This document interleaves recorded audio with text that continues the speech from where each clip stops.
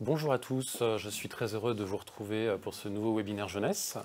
Après notre rencontre de la semaine dernière, vous êtes à nouveau très nombreux à nous regarder en direct avec un peu plus de 1000 inscrits.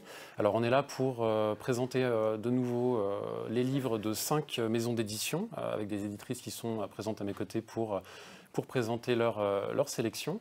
En préambule, nous aurons Aude Marzin, qui est libraire à Paris, dans le 7e arrondissement, à la librairie Je Lila. Vous êtes spécialisée en jeunesse. Oui, tout à fait. Vous êtes aussi venu avec une sélection que vous avez faite et que vous allez présenter. Très rapidement, avant de parler de votre sélection, est-ce que vous pouvez me dire comment ça se passe dans votre librairie en ce moment ?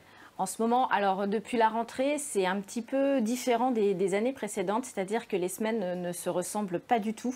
On n'a même plus notre samedi extrêmement fort qu'on pouvait avoir précédemment. Là, cette année, les températures estivales, je pense, ont incité tout le monde à partir le week-end. Donc on avait personne. On faisait des très très gros vendredis, mais des tout petits samedis. Et là, depuis la semaine dernière, on commence à sentir l'effet Noël qui commence à arriver, puisque nous avons enfin sorti notre papier cadeau de Noël. Donc ça y est, c'est parti. D'accord.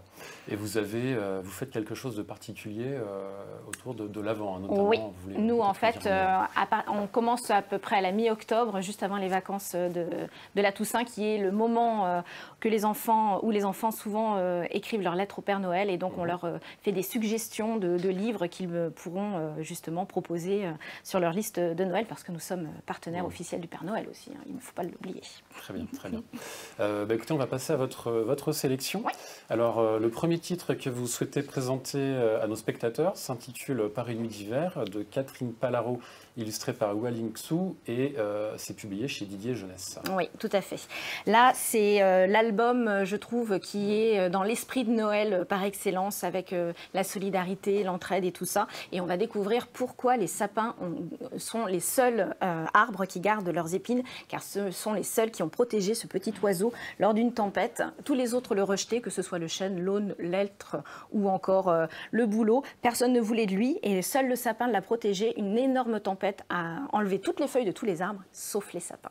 Donc voilà, c'était le côté solidarité, très joli. En plus, les illustrations sont vraiment très très belles. Et donc c'est un livre qui est lu, hein, il y a une version audio. Il y a une version audio, tout à fait. On est chez Didier Jeunesse, hein, qui est voilà, qui est ici, vous avez le QR code en fait qui permet de scanner la version audio. Ça, c'est la particularité des éditions Didier Jeunesse. Très bien. Très bien. Donc, alors le deuxième titre, c'est Que fais-tu aujourd'hui Dame Nature aux éditions 1, 2, 3 Soleil.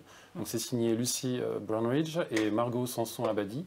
Et là, ce sont des histoires illustrées pour apprendre. Hein. Exactement, pour apprendre. C'est ce qu'on peut appeler un album documentaire qui va aller au fil des saisons. On va découvrir la nature au fil des saisons avec des illustrations qui sont vraiment très très belles. Là, celui-ci, il s'adresse à des enfants à partir de 7 ans à peu près. Voilà, donc toute la nature, toute la nature au fil du temps, au fil des mois, en fait, pour découvrir un petit peu tout ce qui s'y passe aux quatre coins du globe. Voilà, un très bel album documentaire. Très bien. Le troisième, Robin des Garrigues, chez Bayard Jeunesse. Donc c'est signé Éric de Kermel, c'est illustré par Antonin Faure. Donc là, c'est un roman illustré, c'est pour les 8 ans et plus. Moi, je le mets à partir de 7 ans pour les très bons lecteurs. 7 ans, ça peut convenir. Et justement, pour des 7 ans, ça fait un très joli livre cadeau. Parce que souvent, quand ils sont en CP, CE1, souvent, ce sont des petits livres, des tout petits livres qui ne font pas vraiment cadeau. Et celui-ci, vraiment, alors déjà, l'histoire, elle est vraiment très, très sympathique, puisque Robin, en fait, ses parents ont décidé de changer de vie et de partir à la campagne.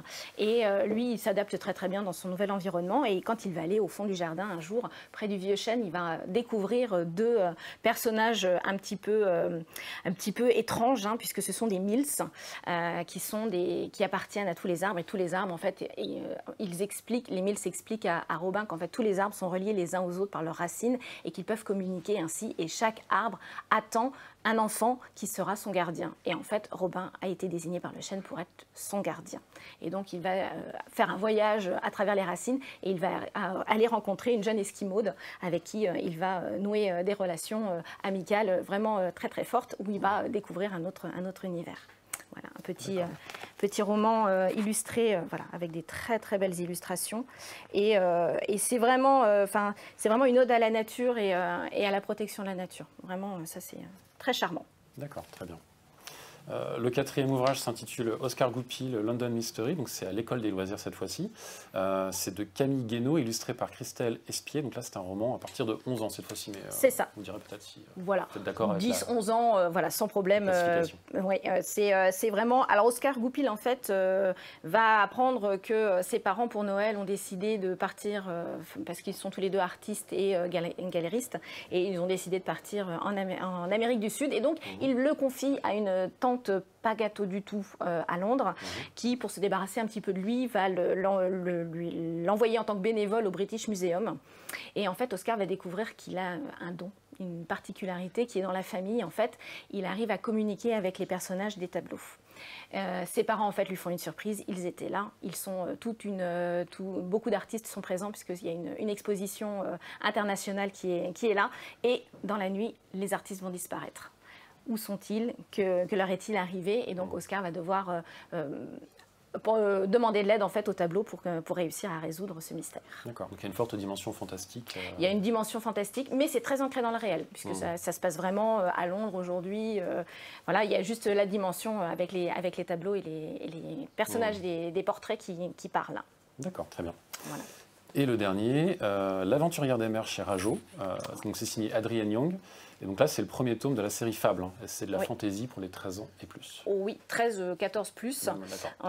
C'est très très bien. Enfin, moi, c'est un de mes énormes coups de cœur. Lorsque je l'ai découvert, je l'ai dévoré et je l'ai partagé à mes collègues à la librairie.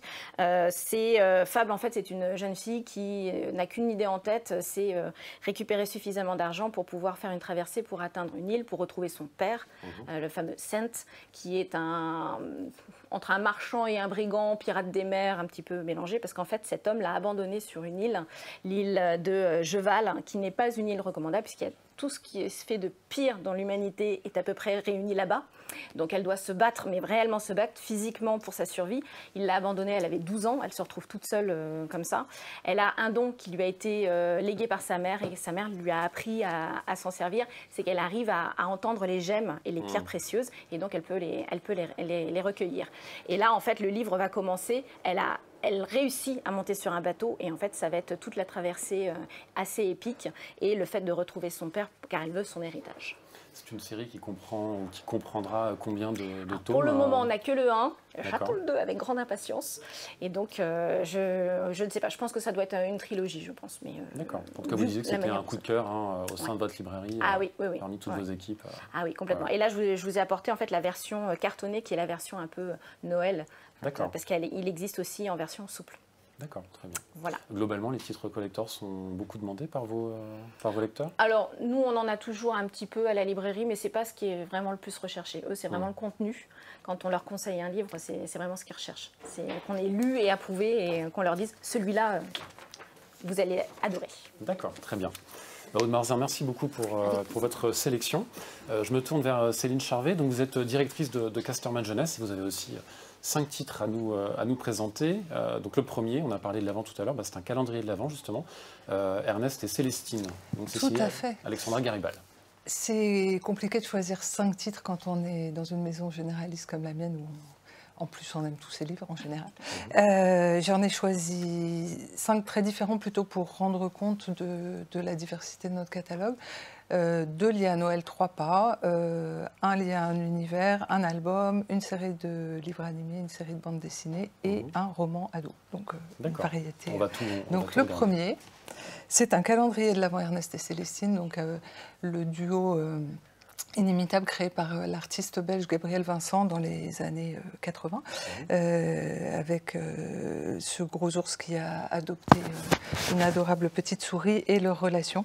Alors quand on ouvre, on trouve 24 petits livres et dans chacun de ces petits livres, il y a une petite histoire à lire le soir, écrite complètement dans l'esprit de Gabriel Vincent par Alexandra Garibal et illustrée par les dessins de Gabriel Vincent, avec ce qui correspond un peu à un chapitre, puisque l'histoire est suivie du jour 1 au jour 24, on va suivre la même histoire avec tous les préparatifs de Noël par Ernest et Célestine. Ils vont décorer le sapin dans la forêt, avec tout ce discours développement durable. Ils vont inviter plein d'amis, ils vont fabriquer une couverture pour le Père Noël. Enfin, ils vont faire plein de choses.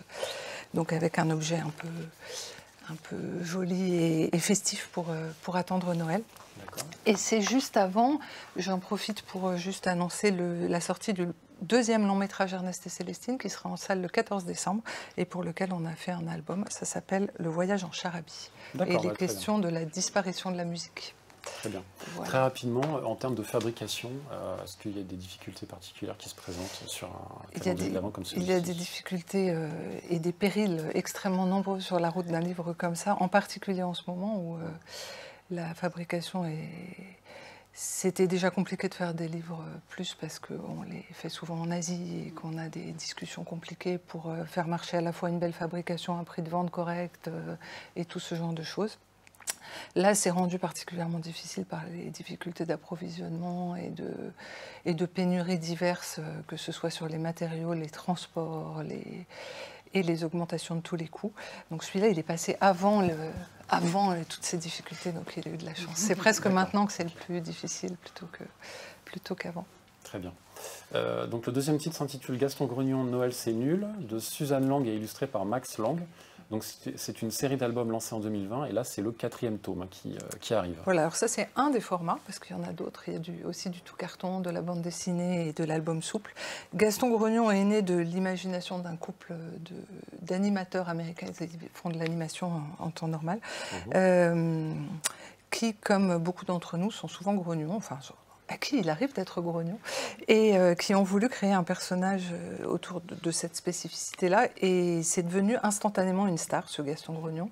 Je pense qu'on est nombreux à avoir besoin d'un personnage qui ne soit pas toujours de bonne humeur, et à s'autoriser nous aussi à être grognon de temps en temps. Lui, il s'autorise absolument, même sur un sujet comme Noël, c'est très transgressif de dire Noël c'est nul quand on a un enfant évidemment, mais dans la jungle il pleut tout le temps au moment de Noël et les bananes sont vertes, donc c'est vraiment une saison pourrie et il va falloir qu'il s'y mette à beaucoup pour arriver à dérider Gaston, parce qu'il est grognon très souvent mais pas très longtemps, heureusement.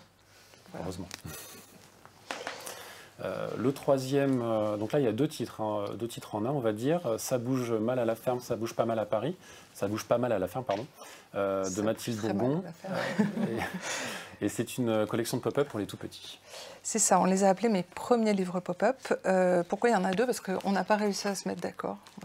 Mon coup de cœur, le coup de cœur de l'équipe et des mamans de petits-enfants. C'est du premier pop-up au sens où il suffit de l'ouvrir pour déclencher l'animation. C'est-à-dire que l'enfant n'a rien à manipuler spécialement. C'est un format en plus qui est spécialement adapté aux petites mains. Et là, dans celui-là, on va visiter Paris avec tous ces monuments, le Sacré-Cœur, l'Arc de Triomphe. Donc vous avez vu Notre-Dame et le Louvre. À la fin, on a une grande scène autour des ponts de Paris.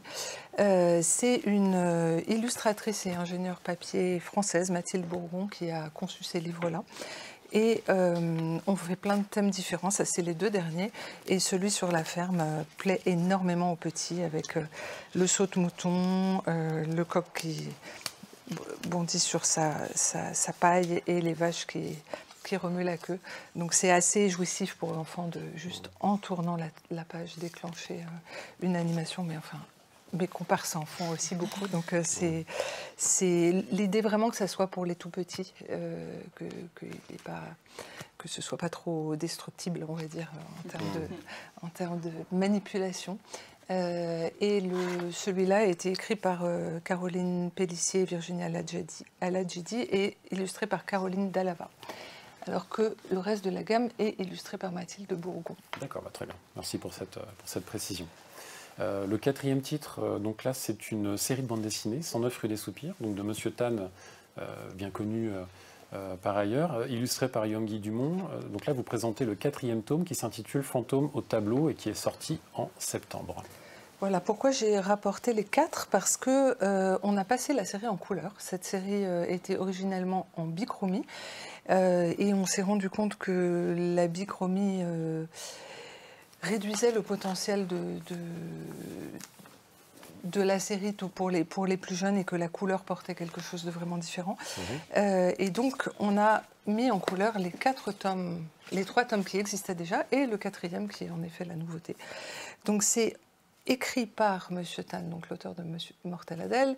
C'est tout aussi drôle, mais un peu moins caustique dans le type d'humour. C'est un univers complètement gothique. Ça se passe dans une maison hantée, dans une ville qui s'appelle Bellengeois, donc où tout est absolument charmant, sauf ce s'en offre des soupirs qui est de sinistre réputation, parce que tout le monde a peur de cette maison. Les parents d'Eliott, ils n'ont même pas eu le temps de s'en rendre compte, parce qu'ils travaillent tout le temps, donc ils ont choisi la maison par une annonce, et quand ils débarquent, ils repartent tout de suite parce qu'ils ont des réunions. Donc ils laissent Eliott, 9 ans, s'installer tout seul dans la maison.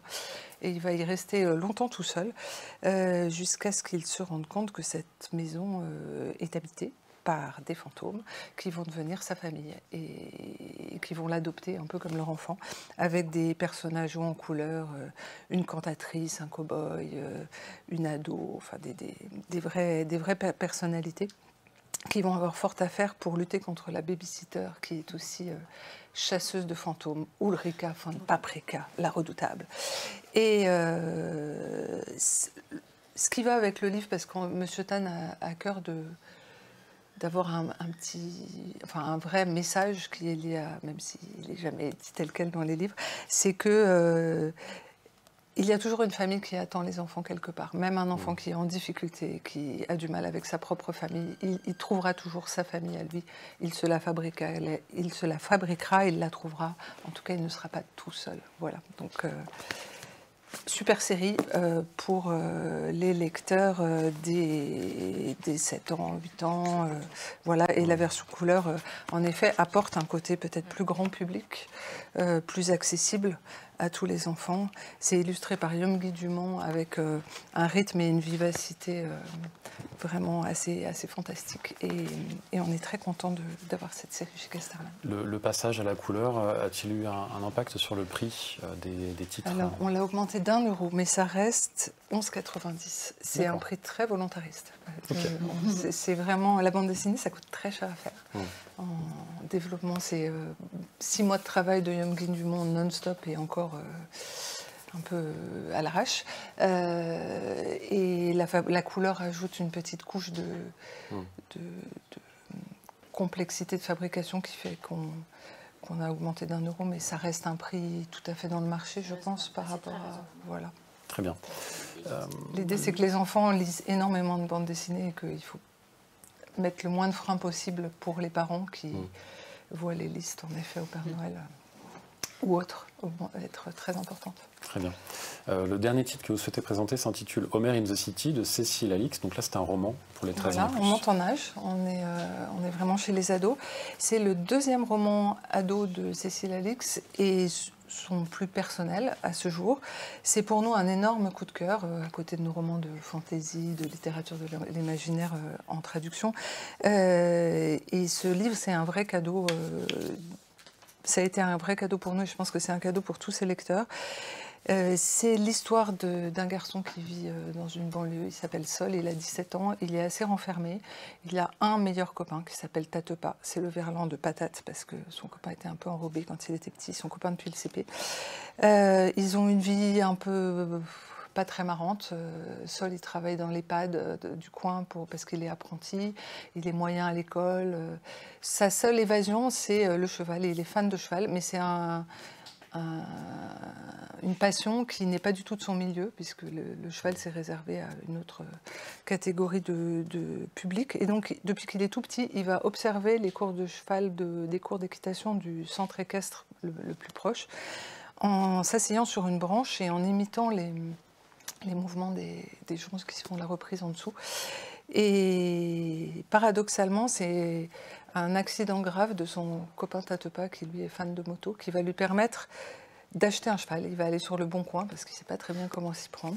Et il va s'acheter un cheval qui s'appelle Homer, d'où le titre, et qui va être pour lui le début de son ouverture aux autres.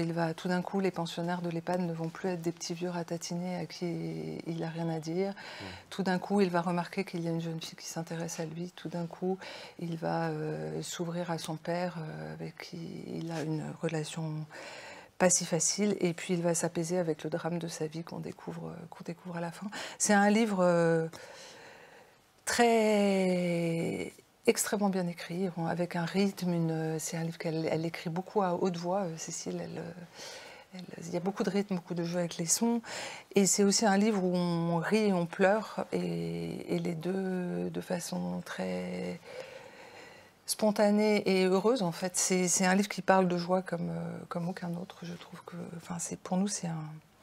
pour moi, c'est un livre inoubliable avec des personnages incroyables. Je vous le recommande chaleureusement. Très bien. Voilà. Merci. Merci beaucoup. Je me tourne vers Chloé Samar. Vous êtes responsable éditoriale La Martinière Jeunesse, pardon. Et vous avez aussi 5 titres à nous présenter. Le premier s'intitule Le grand livre des animaux de l'extrême de Sophie Blittmann et Juliette Raveau, illustré par Claire Martha. Et c'est un documentaire. C'est ça, exactement. C'est vrai que quand on pense à La Martinière Jeunesse, on pense régulièrement au documentaire, puisque depuis plus de 25 ans qu'existe notre maison, c'est vraiment le cœur de notre métier. Et une grande partie de notre production est tournée vers le documentaire pour emmener les enfants à la découverte du monde intime, du monde extérieur. Et donc, pour cette fin d'année, on a je vais vous présenter, je vous ai fait une petite sélection de 2 documentaires d'exception. Celui-ci, Le grand livre des animaux de l'extrême. Pourquoi de l'extrême? Parce que ce sont des animaux qui habitent dans des lieux hostiles, souvent inaccessibles à l'homme.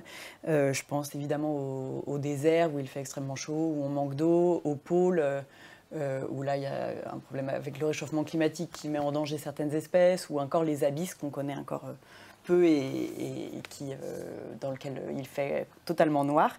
Et en fait, ce livre présente aux enfants plus d'une vingtaine d'espèces, rares ou moins rares, de l'ours polaire à la fourmi argentée, au scarabée ténébrion, aux calmars géants, qui vivent dans ces endroits et qui sont capables, qui ont développé des aptitudes extraordinaires, comme se congeler, comme voir dans les ténèbres, courir sous 50 degrés. Voilà. Et donc c'est écrit à 4 mains, donc par Sophie Blittmann, qui était anciennement professeure et qui aujourd'hui est journaliste spécialisée dans l'éducation. Juliette Raveau, elle est biologiste. Et Claire Martha, vous reconnaissez peut-être son trait, c'est elle qui illustre les animaux dans la revue Le 1, avec laquelle elle collabore régulièrement, et voilà, qui nous a fait ces illustrations magnifiques. Vous voyez le dos aussi, parce que ça vaut le coup de le regarder. Et ça se présente à chaque fois, si vous voulez, comme chaque animal est sur une double page. On a une petite fiche d'identité, une illustration donc naturaliste, riche en détails, et un texte qui est assez narratif et qui nous emmène vraiment plonger dans l'action, un peu à la manière, si vous voulez, des documentaires animaliers qu'on pourrait regarder à la télévision. Et à chaque fois, on a un petit encadré, puisqu'évidemment, ces aptitudes extraordinaires ont inspiré les scientifiques, des petits encadrés sur le biomimétisme, par exemple le scarabée ténébrion dont je parlais tout à l'heure. Il est capable de boire le brouillard, qui le transforme en gouttes, et donc certains scientifiques se sont inspirés de ça pour créer des espèces de filets attrape-nuages dans des régions où on manque d'eau, pour ensuite acheminer cette eau aux populations. D'accord, très bien. Voilà. Très bien. Je rappelle à nos spectateurs qu'ils ont la possibilité de poser des questions, hein. J'ai oublié de le dire au début de l'entretien. N'hésitez pas et je les transmettrai avec plaisir. Voilà. Deuxième titre de votre sélection, donc Pop-up Forêt de Fleur d'Auger, Thomas Vaillant et Bernard Duisy. Donc c'est aussi un documentaire animé avec des pop-up comme son nom l'indique. Exactement, voilà. 5 magnifiques pop-up. C'est le 4e de cette série, c'est le 2e avec ces auteurs-là, mais le 4e de cette série, on avait Pop-up Lune, Pop-up Volcan, des mêmes auteurs, Pop-up Terre Et donc cette fois Pop-up Forêt. À chaque fois, l'idée c'est de proposer une thématique qui passionne les enfants et également qui les encourage à découvrir la nature, puisque c'est ce qu'on connaît, qu'on a envie de protéger. Donc ici, la forêt, donc vous disiez Fleur d'Augel, elle est éthologue de formation et donc écrivaine. Tom Vaillant, c'est un tout jeune illustrateur puisqu'il est sorti des Arts Déco de Strasbourg il y a à peine 2 ans et qu'on avait découvert pour Pop-up Volcan, il était encore à l'école. Et Bernard Dusit, lui, c'est un ingénieur papier confirmé qui est reconnu par ses pairs comme l'un des meilleurs ingénieurs papier de France. Voilà, et donc ici, Pop-up Forêt, à chaque fois, on aborde le sujet de façon transversale. Donc ça va être aussi bien sous un angle scientifique. Tout à l'heure, vous parliez de l'Internet de la forêt, de la façon de communiquer par les racines. Donc là, on va parler de ça, du fait que si un arbre vient à manquer de carbone ou de lumière, ses congénères arbres vont lui en apporter. Ici, un angle donc mythologique, vous reconnaissez peut-être Yggdrasil, ce frêne majestueux, incroyable, qui représente l'univers à lui tout seul dans la mythologie nordique. Et on reconnaît absolument tout, le pont Bifrost qui passe de Asgard à Midgard, le petit Ratatosk, l'écureuil, qui apporte les messages. Et évidemment, une partie plus quotidienne, donc avec les animaux qui peuplent cette forêt, les forêts du monde entier d'ailleurs, et également les métiers. Donc on arrive à l'Internet de la forêt, les métiers que j'aime beaucoup. Vous voyez le bûcheron qui abat l'arbre, mais derrière vous voyez ici aussi le débardeur à cheval qui permet de transporter le bois de façon totalement écologique. Voilà, avec à chaque fois 5 couleurs, on a un Pantone fluo qui vient illuminer toutes les images. Très bien. Le troisième titre, c'est Les Trois Petits Cochons de Mélanie Baligan. Donc là, c'est un livre-objet, oui.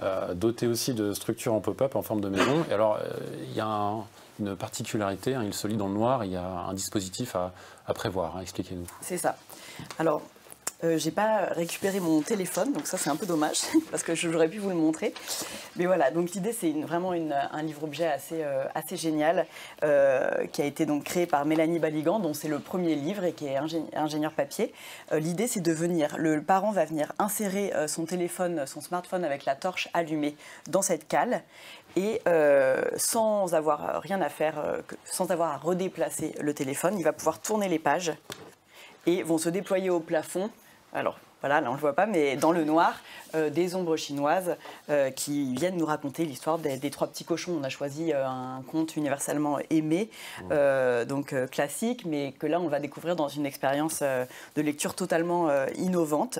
Et c'est parfait pour les parents qui ont envie que leurs enfants restent couchés, puisqu'on est déjà dans le noir, voilà, on observe au plafond et on se laisse embarquer par ce récit. Et évidemment, le rythme propre au conte qui joue sur la répétition, sur la variation.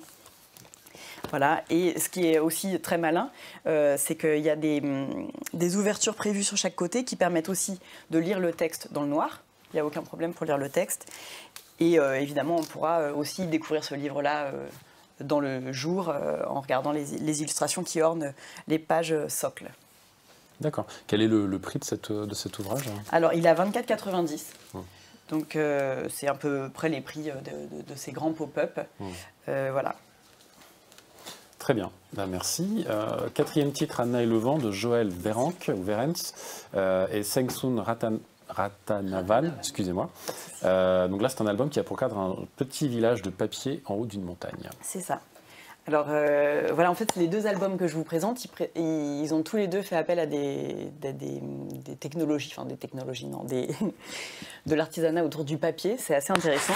Et donc celui-ci, écrit par Joël Verang, donc, qui est psychologue pour enfants, c'est son premier ouvrage jeunesse, est magnifiquement illustré par Sengsun Ratanavan, qui est une de nos illustratrices chéries, qui avait gagné le prix Landerneau l'année dernière, ou il y a 2 ans, avec son Gaspard dans la nuit, qui est l'illustratrice de la série Miyuki, et qui nous emmène à chaque fois dans des expérimentations artistiques étonnantes. Et donc ici, c'est l'histoire d'un petit village de papier où les gens sont très minces, très frêles, et chaque année, pendant 5 jours et demi, il y a les vents d'automne, et donc ils apprennent à mettre des poids dans leurs poches pour éviter de s'envoler.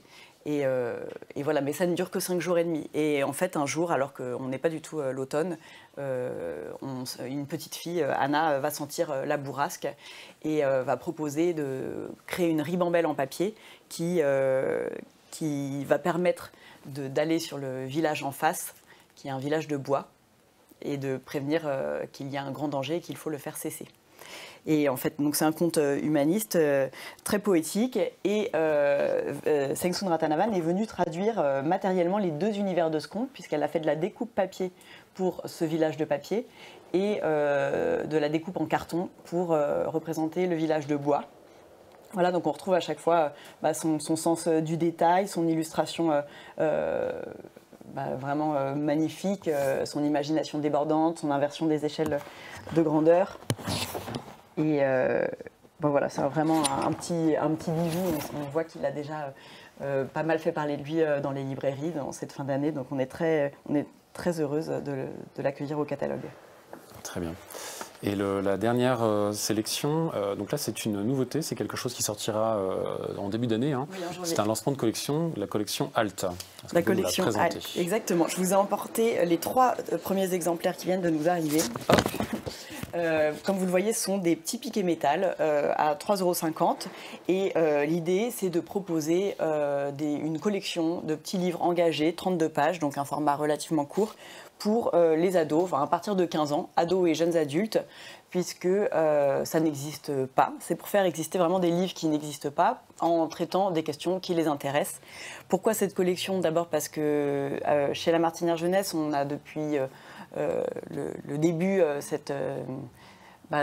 on s'adresse aux ados sans complexe, sans tabou, et c'est vraiment totalement dans notre ADN, et on a envie de continuer à se tourner vers ce public bien qu'il soit moins captif. Et on s'adapte à lui en proposant donc cette charte graphique audacieuse, ce format très très court. L'idée, c'est donc d'aborder des sujets qui les intéressent, et c'est vrai que c'est donc uniquement du texte. Et l'idée, c'est de faire appel à des auteurs d'horizons variés. Il y aura aussi bien des journalistes que des philosophes, que des spécialistes. Donc par exemple, les 3 premiers, ici, avorter un droit en danger. À chaque fois, c'est sous la forme d'une question. C'est Rada Hatem, qui est gynécologue obstétricienne, qui a fondé la Maison des Femmes, qui retrace dans ce texte engagé les jalons de l'histoire complexe de l'avortement, et qui, plus qu'un jugement d'ordre moral, vient rappeler l'importance de la liberté des femmes à disposer de leur corps. Donc sur une thématique qui est évidemment d'actualité. S'informer à quoi bon, ici, c'est Bruno Patino, donc directeur d'Arte, qui est également l'auteur de Tempête dans le bocal et La civilisation du poisson rouge, et qui là revient sur l'information, la fatigue informationnelle, et qui rappelle que l'information est en fait un contre-pouvoir décisif et important. Donc à chaque fois, c'est vraiment adapté, c'est assez simple d'accès. Et ce dernier texte de Blandine Rinkel, qui a eu le prix Méduse pour son roman Vers la violence, qui est un texte très intime, très beau sur est-ce qu'on a encore le droit de changer d'avis, et qui aborde aussi cette question quand on est adolescent, c'est pas toujours évident de... on nous demande d'avoir un avis sur tout et de se positionner, politique, choix d'orientation, avis de genre, de sexualité, etc. Et elle rappelle en fait à quel point, elle fait une sorte d'ode à l'incertitude, et elle rappelle par son texte et son expérience à elle. Voilà ce qui était intéressant. Et en fait, c'est vraiment l'idée pour se forger une conviction, il faut savoir digérer l'opinion adverse. Et dans ce monde où on nous demande d'avoir un avis sur tout, c'est important d'avoir ce type d'outils. Très bien. Je vous remercie. Alors, j'ai bien fait de prévenir les spectateurs qu'on pouvait poser des questions, parce que du coup, on en a reçu. Une question pour vous, notamment Chloé. Donc, une question de Pauline qui demande « Bonjour, dans ma librairie, le livre Les 3 petits cochons reçoit un accueil très enthousiaste. On me demande tout le temps si d'autres contes vont être adaptés. » Oui, c'est l'idée. Un prochain conte sera adapté en 2023. Et voilà, on est encore en train de réfléchir sur quel conte, mais en tout cas, c'est une série qu'on va poursuivre. D'accord, très bien. Une question générale pour l'ensemble des éditrices ici présentes. Quelle est l'évolution actuelle de la part des traductions d'albums et de romans sur le marché? Alors, je ne sais pas qui... Qui veut 2 heures pour répondre. Est-ce que, par exemple, vous souhaitez vous souhaitez répondre? Je ne sais pas s'il y a une vraie tendance d'évolution. Je n'ai pas l'impression ça soit très très différent d'il y a quelques années. Ce qui est sûr, c'est que le roman ado en traduction d'auteurs anglo-saxons a un accueil beaucoup plus large, on va dire, et des succès beaucoup plus au rendez-vous que les auteurs français, ça c'est sûr. Mais ça n'empêche pas qu'on continue tous à souhaiter publier des auteurs français et qu'on ne lâche pas l'affaire et qu'on espère bien que des succès vont venir aussi sur ce terrain-là. Sur la petite enfance et les albums, j'ai l'impression qu'il y a toujours une forme d'équilibre, après qui est un tout petit peu variable selon les maisons, mais entre des achats, des traductions et des créations françaises. D'ailleurs, dans ce qu'on a montré jusqu'à présent, c'est un petit mélange en fait. Donc je ne suis pas sûre qu'il y ait une vraie évolution. Mais je parle pour mon... Non, mais je suis tout à fait d'accord. On fait la parallèle aussi à la création française, ne serait-ce que parce que ce sont des livres dont on a envie que les auteurs soient là pour les représenter. Oui. En librairie, nous si on peut, on préfère toujours, évidemment. Mais c'est vrai qu'on peut avoir aussi des coups de cœur pour des productions. Moi, en librairie, nous, en plus, on a une particularité, la librairie où je travaille, c'est qu'il y a une grosse communauté anglophone qui lit justement les traductions, ils les lisent en langue originale, en fait. Donc, nous, on nous demande justement d'avoir plus d'auteurs français. Donc, nous, à la librairie, on a vraiment une très grosse majorité d'auteurs français sur nos étagères. Et c'est un choix vraiment volontaire et volontariste. Et je suis super heureuse. Depuis des années, on voit émerger des plumes qui s'installent et qui ont leur succès. Et ça, je trouve ça super chouette de pouvoir aider justement au succès et à la pérennité de leurs œuvres. Et c'est vraiment très très chouette. Il y a des collections que j'adore avec des auteurs français qui sont vraiment très très bien. Très bien. Et une dernière question, toujours pour Chloé, concernant Anna et le vent. Isabelle aimerait savoir si les autrices seront au salon de Montreuil en dédicace. Tout à fait. Très bien, ben voilà, on a vous attend nombreux. Très bien. Eh ben, c'est à votre tour, Angèle Cambournac. Vous êtes responsable éditoriale Le Seuil Jeunesse. Vous avez 5 titres également. Le premier, c'est Mon beau sapin de Pauline Caliugny. C'est un livre objet, c'est un livre comptine et c'est un livre calendrier de l'Avent. Oui. Alors j'ai eu envie de vous proposer 2 livres qui sont vraiment spécialement tournés vers Noël. Le premier, c'est Mon beau sapin de Pauline Caliugny. Pauline Caliugny, elle est auteure, illustratrice, elle fait de la linogravure. Et donc c'est un livre qui, quand on voit la couverture, on est vraiment dans l'image de Noël, avec cette image d'Épinal, du sapin, un peu enfantin. Mais en fait, c'est un livre qui est beaucoup plus complexe que ça. C'est d'abord un livre qu'on a voulu comme une promenade dans une forêt comme ça, assez organique, avec les magnifiques gravures de Pauline. Pauline, elle a voulu nous parler de cette tradition celte qui veut qu'à l'origine, on allait dans la forêt directement décorer les sapins. On ne les coupait pas pour les mettre dans son salon, mais on allait faire toute une procession, comme ça on choisissait un sapin, un jeune sapin, qu'on retournait voir tous les ans. Donc il y a vraiment une portée comme ça un peu écologique. On va entrer, s'enfoncer dans la forêt à la suite de cet enfant. Et c'est un livre qui a différents niveaux de lecture parce qu'on a à la fois ce côté un peu engagé, donc qui va s'adresser à des plus grands, mais aussi c'est un livre qui s'adresse vraiment aux tout petits avec cette comptine bien connue que je ne vous chanterai pas là, mais Mon beau sapin. Donc c'est un livre qu'on peut aussi raconter aux tout petits qui vont se plonger dans les images, découvrir la forêt sous toutes ses facettes et pouvoir chanter avec le parent cette comptine. Mais c'est aussi un livre objet, presque un livre décoration qu'on peut poser dans sa chambre avec ce sapin en volume qu'on trouve au cœur du livre. Et puis, évidemment, à la fin du livre, on va avoir un calendrier de l'Avent. Donc, sous chaque fenêtre, on va découvrir un dessin de Pauline avec une petite question. Et ça va être l'occasion d'une plongée dans cette forêt vivante. Avec tout ce côté, voilà, quand on regarde un arbre, une forêt, on a l'impression qu'il ne se passe pas grand-chose, mais évidemment, sous les branchages, il y a énormément de petits animaux qui vivent. Et il y a aussi toute une mythologie de la forêt. Donc, on va aussi découvrir des créatures un peu fantastiques derrière ces cases. Voilà, donc c'est vraiment un livre cadeau avec ces 3 niveaux de lecture et le travail assez éblouissant de Pauline Caliugny. Mon beau sapin. Très bien. Le deuxième titre s'intitule Le cadeau des affreux de Merixel Martí, illustré par Xavier Salomo. Donc, ce sont des auteurs espagnols, hein, oui, c'est ils bien sont ça. catalans. Ils sont catalans tous les deux. Alors, ils avaient, je ne sais pas si les libraires se souviennent et les lecteurs enfin, je pense que oui, parce que c'est un livre qui fonctionne très bien en librairie et qui est très bien soutenu par les libraires. C'est Le Festin des affreux, donc, et qui a reçu un très bon accueil. Donc, on a eu envie de retrouver cette bande d'affreux. Alors, l'idée est simple. Hein, on va retrouver donc tous ces affreux que vous avez sur la couverture, donc que les enfants vont reconnaître. On a la sorcière, le loup, le vampire, la méchante reine des contes de fées, mais aussi des nouveaux méchants par rapport au premier, comme cette ravissante petite morve ici à gauche. Et ils sont tous invités pour la grande fête annuelle de la peur. Donc vous voyez, ils sont ravis, ils se retrouvent autour d'un buffet où on mange des œufs gelée. C'est délicieusement dégoûtant.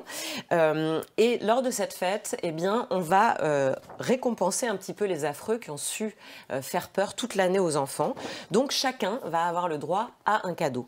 Et là, avec un système de flaps, donc il y a une dizaine de flaps dans le livre, l'enfant va avoir ce plaisir qu'ont tous les enfants, hein, qui va être de déballer les cadeaux avec les méchants. Donc on va pouvoir, en soulevant le flap, découvrir les cadeaux des affreux. Donc évidemment, la sorcière, entre autres, va recevoir un four dernier modèle dans lequel elle peut cuire merveilleusement bien les enfants.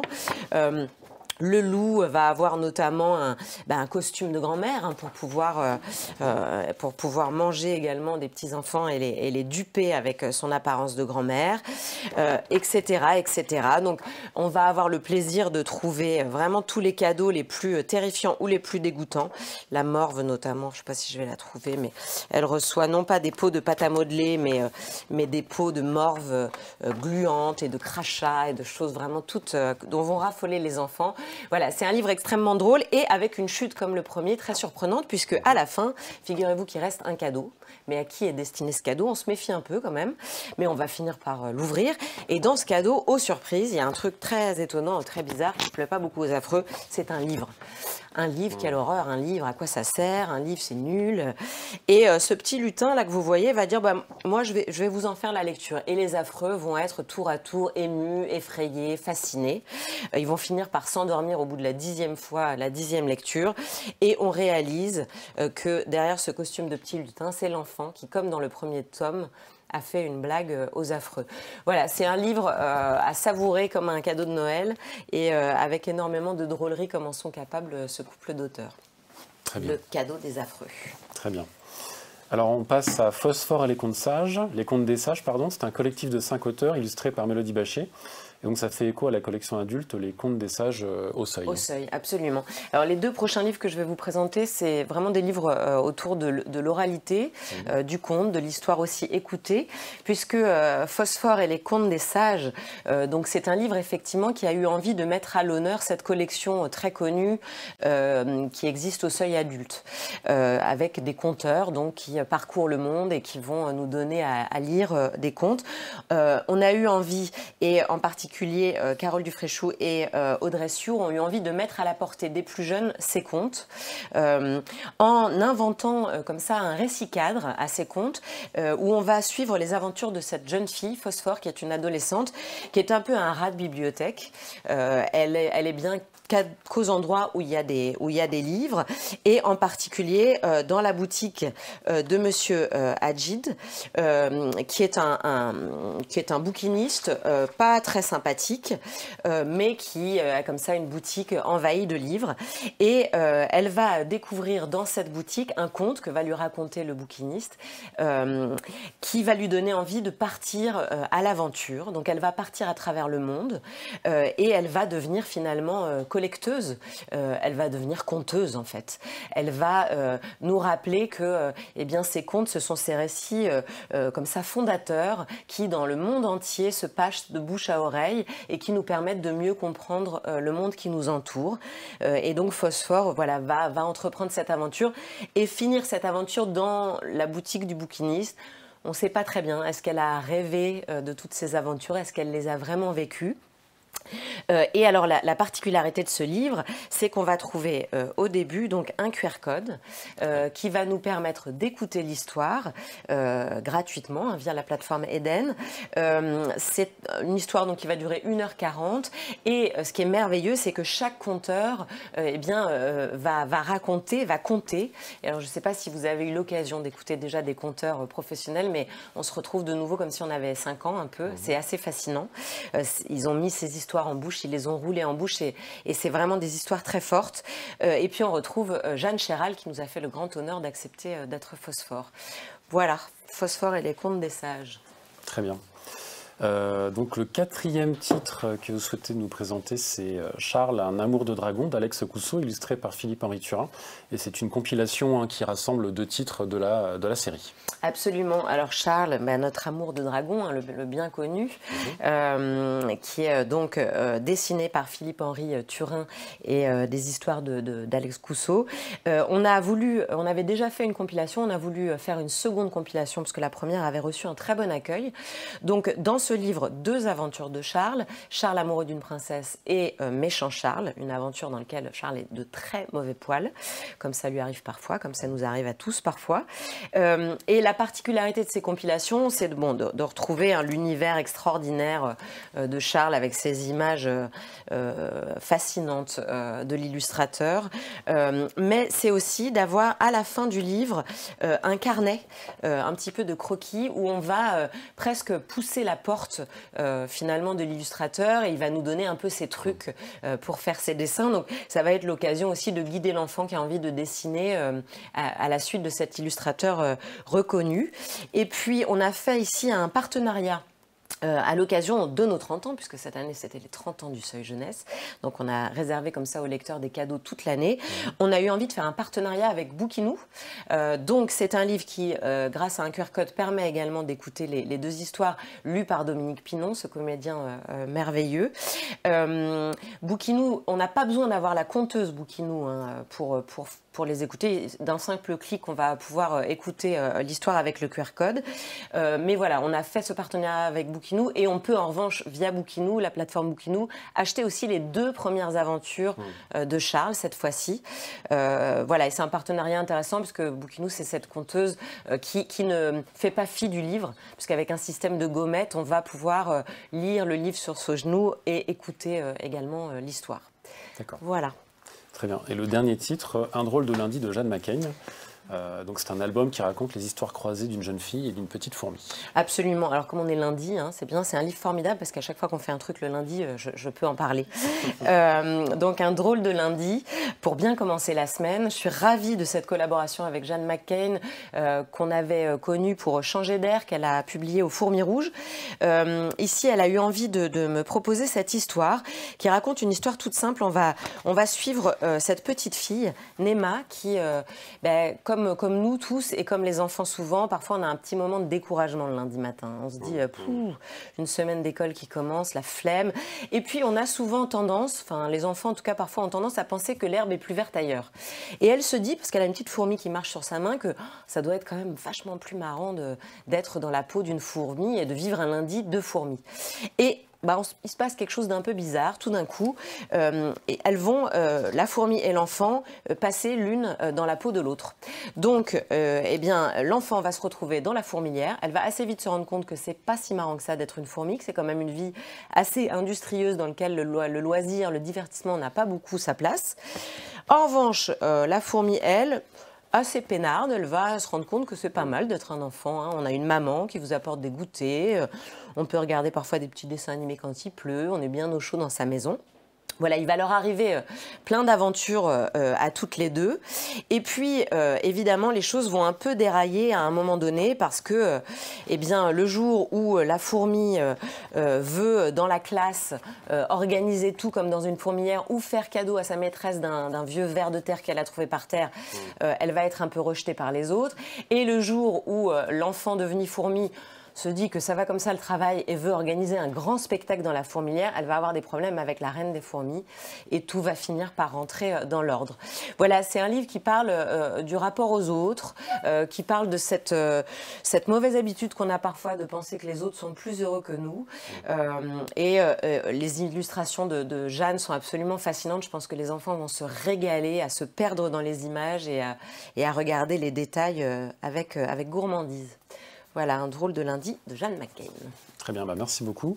Alors, je transmets quelques-unes des questions qu'on a reçues pendant votre présentation, notamment pour vous. Une question de Guénola qui demande quelle est la place de la littérature audio dans le champ de l'édition pour la jeunesse ? Alors l'audio, il est en train de se développer assez fortement. D'ailleurs, un des signes marquants, c'est que le CNL, désormais, aide les éditeurs à développer des contenus audio. Alors nous, cette année, on a eu 2 titres qui sont ceux que je viens de vous présenter, donc Phosphore et Charles. Et on va continuer dans cette voie-là, puisque l'année prochaine, notamment, on va avoir un magnifique album de Béatrice Fontanelle, auteure, et Alexandra Huard, illustratrice, autour des nymphéas de Monet et autour d'un podcast qui avait été créé pour et par le musée d'Orsay et Création Collective. Donc voilà, on a envie de donner une part à l'audio dans nos productions, mais on essaye évidemment de faire en sorte que voilà, le livre et l'audio soient toujours mêlés. Et puis on a un fonds merveilleux au Seuil Jeunesse, donc on va évidemment aussi réfléchir à la mise en valeur de notre fonds par des contenus audio. D'accord. Une autre auditrice demande, enfin elles sont même plusieurs à le demander, à partir de quel âge Phosphore et les Contes des Sages ? Alors la question de l'âge, c'est toujours une question extrêmement complexe. Moi, je déteste donner des âges parce que ça a tendance à enfermer les livres dans des cases. Mais moi, je dirais à partir de 6-7 ans, je pense sans problème.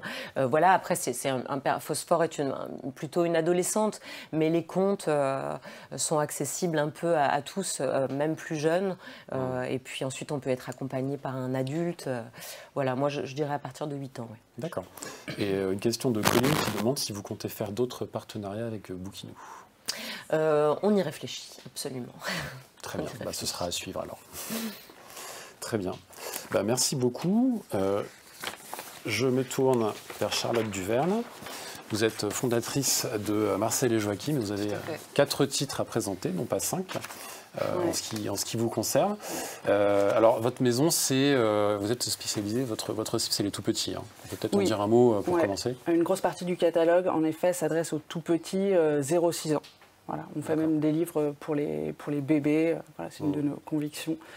Une de nos convictions vraiment fortes, c'est qu'on peut mettre des livres entre les mains des enfants dès les premiers mois de la vie et que c'est très probant et que ça développe chez eux plein de choses bien avant la compréhension même des textes. Il y a plein de choses de motricité, voilà, même physiquement. Dans le rapport à l'objet livre, il peut se passer plein de choses voilà, dès les premiers mois. Donc voilà, on a un catalogue qui est très centré sur les tout-petits. Et les 4 titres que je vais vous présenter sont en effet des titres plutôt pour les tout-petits. Après, avec la limite qu'on sait, dont Angèle parlait, voilà, donner un âge. Il y a des livres, moi je vais vous dire, c'est pour les enfants dès 3 ans. Puis vous allez avoir un enfant de 8 ans qui va se prendre de passion pour ce livre-là. Donc ça va, et puis même moi, je l'ai fait pour moi et il me plaise à moi. Donc en fait, bon, il n'y a pas vraiment de l'âge. Mais donc le premier que je vais vous présenter. C'est La photo parfaite de Céline Dumartin. La photo parfaite de Céline Dumartin. Il a eu le prix Talent Cultura cette année. C'est un premier album. Céline, elle est toute jeune. Et comme souvent chez Marcel et Joachim, on aime bien aller chercher des auteurs illustrateurs, ou surtout d'ailleurs autrices illustratrices, qui ne sont pas du tout du monde du livre. Et puis, donc Céline, elle travaille dans la publicité. Elle travaillait dans la publicité et elle dessine pour plein de supports différents. Et donc là, c'est son premier livre. C'est un album avec un petit personnage qu'on sera amené à retrouver, qui est un petit chien qui s'appelle JP, Jean-Pierre, et qui parcourt en fait donc, alors, il se lit, particularité, il se lit dans un sens peu commun. Et donc ce petit JP, il parcourt le monde à bord de son van, à la recherche de la photo parfaite. C'est un peu le cliché du grand-père qu'on avait ou de la grande-tante qui passait ses vacances à faire des photos et à nous les montrer à son retour. Donc il veut immortaliser, il immortalise un oiseau, un arc-en-ciel, un tableau, un coucher de soleil, son sandwich aussi, une star. Enfin, il immortalise un peu tout ce qu'il trouve, des pyramides, un copain, une abeille, voilà. Et puis il rentre chez lui, et super impatient, il va développer. Alors ça, c'est aussi, ça permet de parler avec des enfants de cette époque, du temps jadis où leurs parents étaient enfants et où, en fait, quand une photo était ratée, on ne le savait pas tout de suite. Il y avait un effet de surprise. Donc une fois qu'elle était ratée, elle était ratée. Puis on n'avait plus qu'à la garder en se disant, bon, la photo est ratée, mais quand même le souvenir qui y est attaché est un bon souvenir. Et donc Jean-Pierre, c'est ce qu'il va, il revient avec sa pellicule et il veut développer sa photo et il se dit quelle sera ma photo parfaite. Et voilà, il est comme ça, il a un petit tropisme à la perfection. Il voudrait vraiment avoir des très belles photos, puis en faire rien ne va. Donc c'est mal cadré. En fait, ce qu'il voulait photographier a disparu. Il y a quelqu'un qui a fait un bombing qui s'est mis devant la star. Là, c'est à contre-jour. Là, c'est surexposé. Donc son image elle est toute blanche. La photo de ce sandwich. Voilà, donc que des mésaventures sur chaque photo. Et puis, au début, il est super dépité, super dégoûté. Puis finalement, il va se dire, est-ce que c'est vraiment grave, finalement, que j'ai pas de photo parfaite? Et puis, il se replonge là, il se replonge dans tous ses souvenirs. Il se souvient que la star était tellement sympa, son sandwich et le pain chaud qui était si bon, voilà. Et puis finalement, la conclusion c'est que c'est peut-être pas si grave et qu'au fond, le plus important c'est les souvenirs et que avoir une photo parfaite ou pas, on s'en fiche un peu. Ça c'est un petit album qu'on aime beaucoup parce qu'il est, comme souvent chez Marcel et Joachim, joyeux, pop, et puis le format aussi, on a travaillé un format un petit peu original, une fabrication légèrement différente. C'est un petit personnage qui sera récurrent et qui va revenir, et je dirais que c'est dès 3 ans. Dès 3 ans. Okay. Voilà. Très bien. Donc ensuite, vous avez Massage magique. Ouais. Donc Dingala Peterson-Arrhenius et Marguerite Courtieu. Oui, alors ça, c'est les illustratrices. Les massages magiques, c'est un projet un peu particulier. En fait, il y a quelques années, on avait travaillé à développer pour des hôpitaux qui soignaient des enfants atteints de cancer. On avait développé un jeu qui était un jeu de massage, qui était en fait, il y avait des puéricultrices et des infirmières qui avaient développé une série de gestuels pour faire du bien aux enfants. C'était des massages très doux, très simples que les parents pouvaient faire à leurs enfants à l'hôpital pour les soulager et puis pour se reconnecter un peu avec le corps de leurs enfants qui leur appartenait plus, et certains parents n'osaient même plus toucher leurs enfants tellement le corps de l'enfant était souffrant et donc ils nous avaient contactés. C'était la Fondation La Roche-Posay qui travaillait là-dessus et qui nous avait contactés pour nous dire on a développé des gestuels avec un groupe de soignants et on voudrait les mettre sous forme de jeu et les illustrer pour que les parents et tout le monde, et les enfants entre eux, les frères et sœurs, puissent les prendre en main et comme ça se reconnecter au corps de l'enfant malade. Donc, et puis voilà, donc ce jeu existe, il tourne dans les hôpitaux. L'enfant, en fait, c'est un plateau de jeu où l'enfant montre l'endroit du corps où il va être massé, avec quel geste, et il demande comme ça à être touché et à être soulagé. Et en fait, ce qui est ressorti quand même de tous les témoignages des familles, c'était que les frères et sœurs, que tout le monde dans la famille apprenait ces massages et se les faisait, qui n'étaient pas du tout réservés aux enfants malades et que tout le monde les appréciait. Donc on a décidé de les mettre à disposition en fait, du grand public. Donc il y a 24 gestes, c'est des gestes hyper simples qui sont soit on peut se les faire tout seul, soit il faut avoir un parent ou un adulte ou un frère et sœur pour les faire. Voilà, c'est 24 gestes tout simples, décrits, illustrés.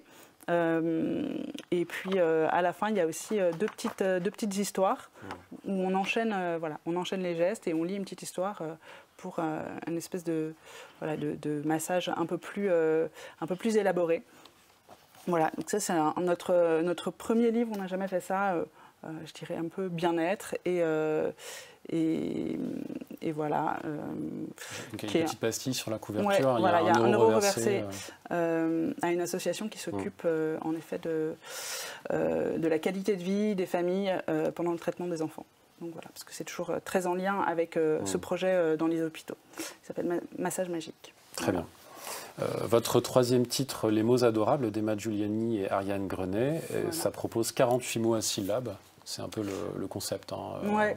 Alors, l'atelier sage, c'est en effet Emma Giuliani, qui est par ailleurs publiée aux Grandes Personnes.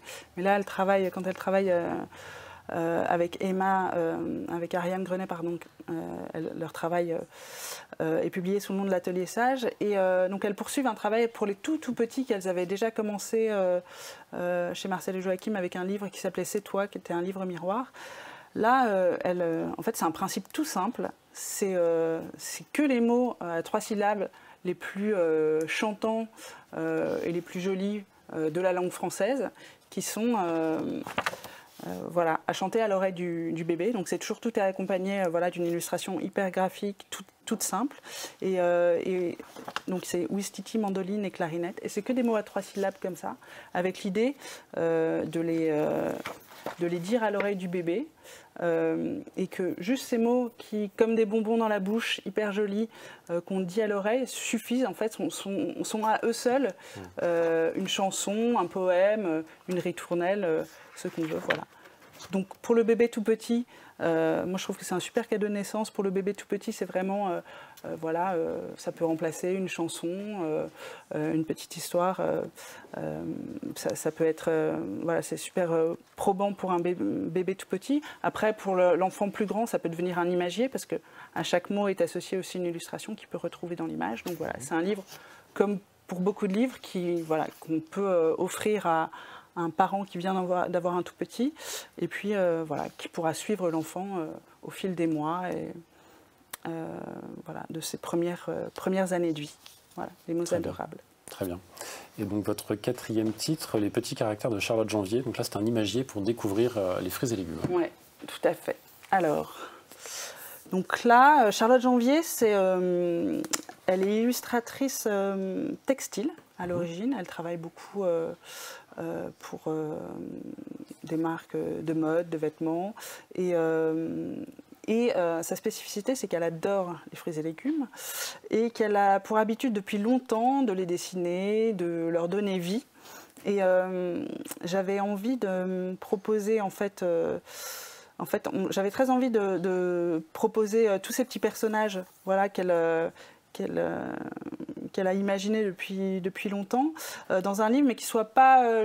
On n'avait pas très envie que ce soit, voilà, de dire à la carotte, elle se cultive. Enfin voilà, on voulait pas faire un documentaire sur les fruits et légumes, sur la saisonnalité. Donc notre envie, c'était plutôt de donner des tempéraments, d'aborder le caractère et les émotions à travers ces fruits et légumes qui deviennent des petits personnages.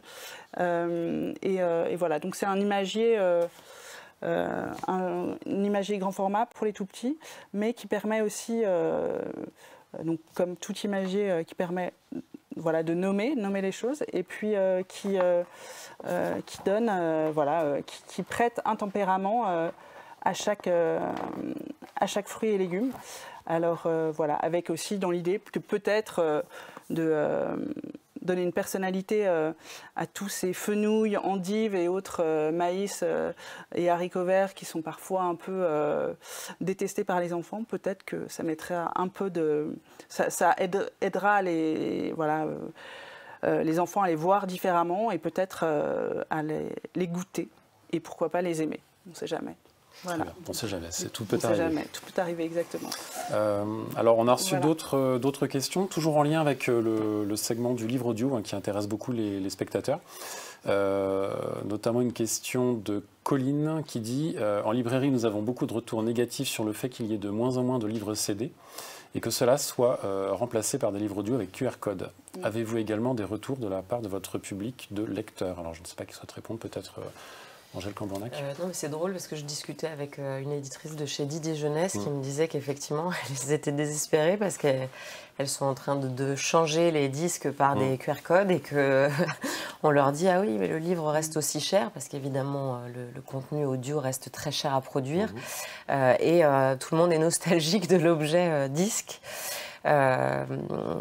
Voilà, mais bon, je pense qu'on est un peu obligé d'aller avec le temps et que malheureusement, voilà, les gens ont des pratiques maintenant d'écoute qui sont plus les mêmes, donc.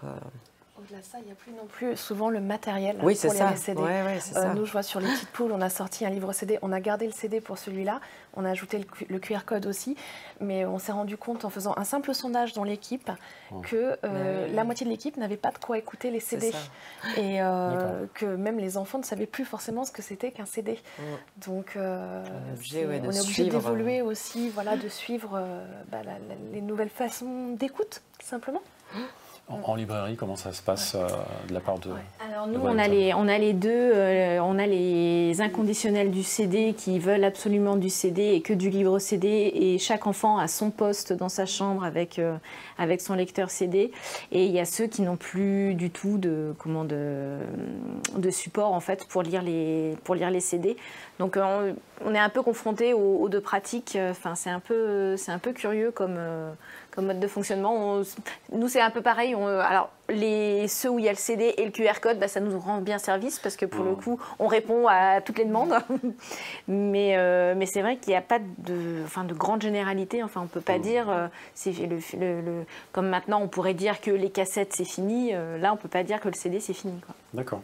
D'ailleurs, donc une remarque qui n'appelle pas forcément de réponse, mais il y a une autre spectatrice qui dit en bibliothèque, les lecteurs continuent aussi de vouloir des livres CD et boudent les QR codes. Voilà, donc c'est vrai qu'il y a sur ce double usage finalement qui reste important. Très bien. J'ai une question pour Charlotte Duverne. Est-ce qu'on peut lire une page de petits caractères, pour exemple? Oui, tout à fait. Ouais, par exemple, je peux vous lire l'artichaut. L'artichaut est très sensible, il ressent tout intensément et se sent parfois dépassé par ses émotions. Voilà. Très bien. Je pense qu'on peut en faire un deuxième. D'accord. Les légumes verts, ils sont souvent mal aimés, mais si on apprend à les connaître, on se rend vite compte qu'ils sont super sympas. Les légumes amers, ces petits coquins savent se montrer aussi doux que piquants. C'est étrange de ressentir plusieurs sentiments à la fois, non?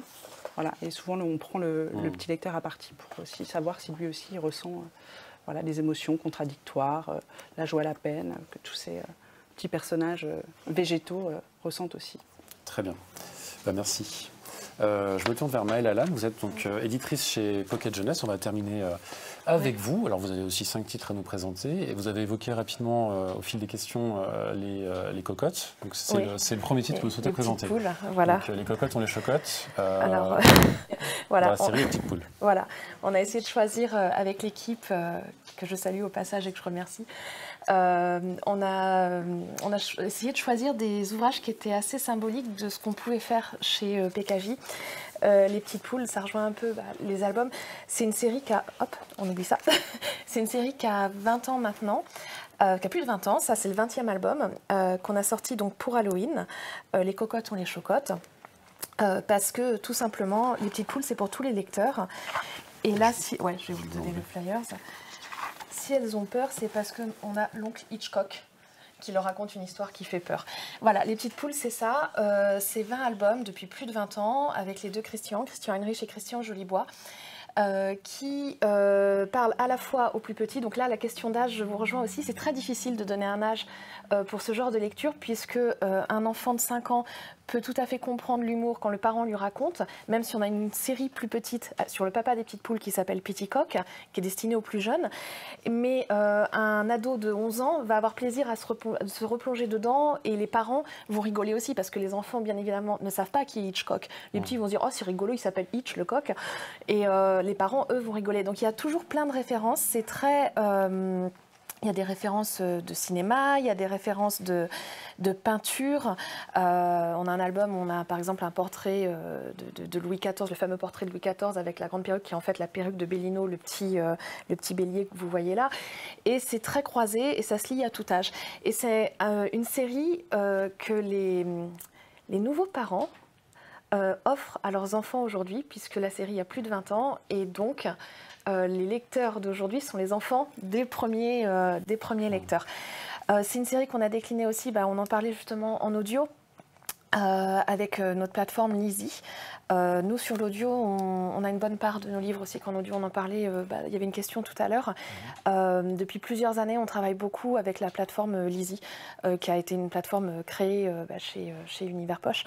Et c'est une part importante de raconter les histoires, l'importance de raconter les histoires, surtout en jeunesse, y compris quand on perd les enfants sur la lecture à passer un certain âge, de garder ce plaisir d'écouter l'histoire, même si on ne réussit plus à la lire.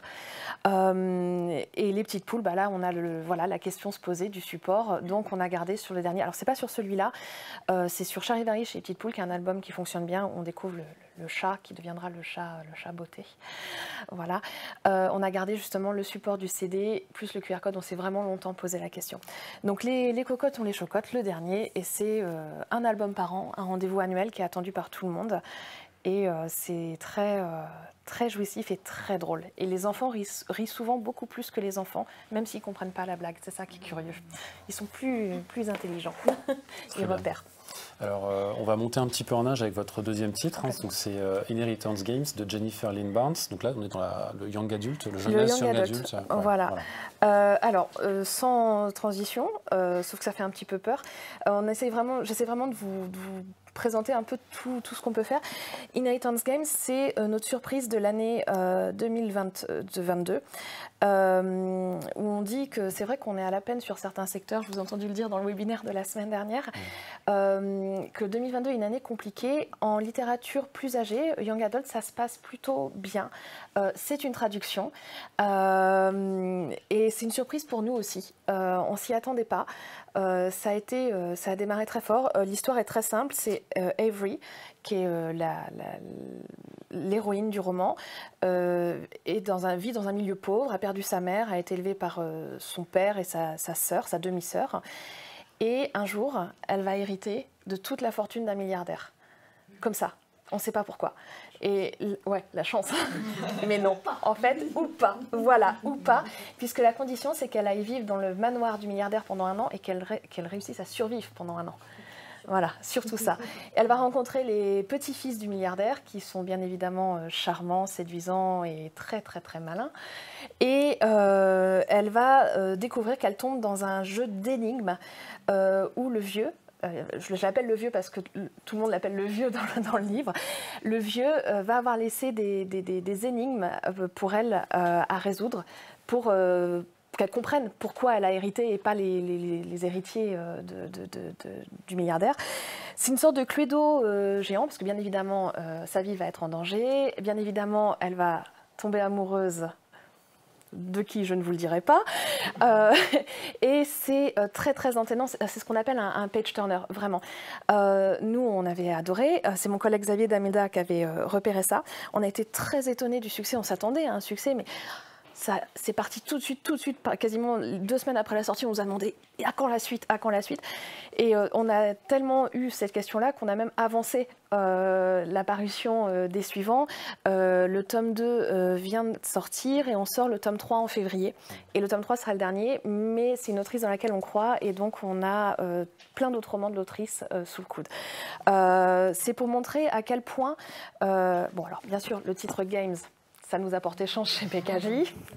Mais c'est pour montrer à quel point c'est pas que du fantastique qui fonctionne dans Young Adult et que ça peut fonctionner aussi. Et voilà, une autrice qui n'était pas connue et qui c'est vraiment très entraînant. Je ne peux pas en parler parce que si je parle de l'intrigue, je vais spoiler et je vais me faire conspuer sur Internet. Je peux juste vous dire que j'ai lu le 3e et qu'il est vraiment très très bien. Voilà. Et là, je fais des jalouses. Très bien. Voilà. On va enchaîner alors, comme ça on évitera tout danger. Ouais. Donc avec Néo de Michel Bussy. Et donc vous voulez présenter le premier tome qui est déjà sorti il y a 2 ans. C'est pour montrer, voilà, donc on fait de la traduction, mais on a aussi on est en train d'ouvrir pas mal sur les auteurs français. On parlait de la place des auteurs français aujourd'hui. On s'est rendu compte, notamment pendant les confinements, que les auteurs français étaient très disponibles, étaient très accessibles pour leurs lecteurs en ligne, et qu'il y avait une volonté aussi de se rapprocher des gens qui étaient chacun chez eux. Michel Bussy... Est-ce que j'ai besoin de le présenter? Vraiment non. Ce que je peux dire, c'est que cette série-là, il la porte depuis plus de 20 ans. C'est quelque chose qu'il avait envie d'écrire dès ses premiers essais pour l'écriture. Il est très connu en adulte. Et il est venu nous trouver avec cette idée-là en disant, voilà, j'ai une idée d'une tétralogie jeunesse. Où on commence avec des enfants à 12 ans. C'est pour ça que je présente le premier. Et chaque tome, 2 ans va se passer entre chaque tome et on va finir à 18 ans. C'est une série qui se passe à Paris. Tous les adultes, je suis navrée de vous l'apprendre, sont décédés et n'ont survécu que des enfants après le passage d'un nuage toxique. Que les enfants qui étaient dans leur ventre de leur mère. Les mères ont eu le temps de donner naissance et après les adultes sont morts petit à petit. Comment recréer une société quand on est un enfant, quand on est un clan d'enfants? Et là, il y a 2 clans. Il y a ceux du tipi, qui est donc la tour Eiffel, voilà, et ceux du palais, du château, qui sont ceux qui sont au palais du Louvre. Et ceux du Louvre ont accès à des informations, à des cours, à des savoirs que ceux du Tipeee n'ont pas. Et il va se passer un événement atroce qui va rapprocher les 2 clans, qui vont croire que c'est l'autre clan qui a créé ça, et qui vont d'abord se battre et ensuite s'unir au fur et à mesure des tomes. C'est très simplifié, c'est beaucoup plus complexe que ça. Michel Bussy, il est prof de géographie à la base. Donc par ces 4 tomes, il essaye de montrer comment une société qu'on pourrait dire primitive, même si j'aime pas ce mot, va évoluer vers quelque chose de plus en plus civilisé. Quels sont les dangers de la société, quels sont les jeux de pouvoir, y compris déjà au sein des adolescents. Il y a un côté Sa Majesté des Mouches vraiment très fort. Et le dernier tome sort en juin prochain. Et je vous présente le premier parce qu'on va sortir le poche. Enfin, beaucoup de libraires nous l'ont demandé, des lecteurs aussi. On va sortir le poche du tome 1. C'est un jeu de savoir, de politique. J'en parle parce qu'on va peut-être essayer de créer quelque chose avec le Louvre aussi. Donc voilà, mais plus d'infos sur les réseaux sociaux plus tard, je ne peux pas trop en dire. Je pense que les lecteurs le connaissent déjà. Voilà, c'est pour dire que les auteurs français sont aussi importants dans notre catalogue, ce qui me fera ma transition pour le suivant. Très bien. Alors, le suivant, c'est Sans foi ni loi de Marion Brunet. Voilà. Donc Sans foi ni loi, c'est un livre qui est sorti il y a déjà 3 ans maintenant, puisque c'était la Pépite d'or de Montreuil en 2019.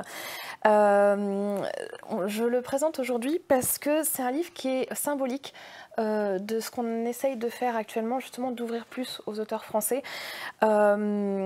C'était pas un essai, parce qu'on avait déjà la rivière à l'envers de Montleva, mais c'était un essai un peu plus âgé qui a marqué tout de suite, qui a été transformé.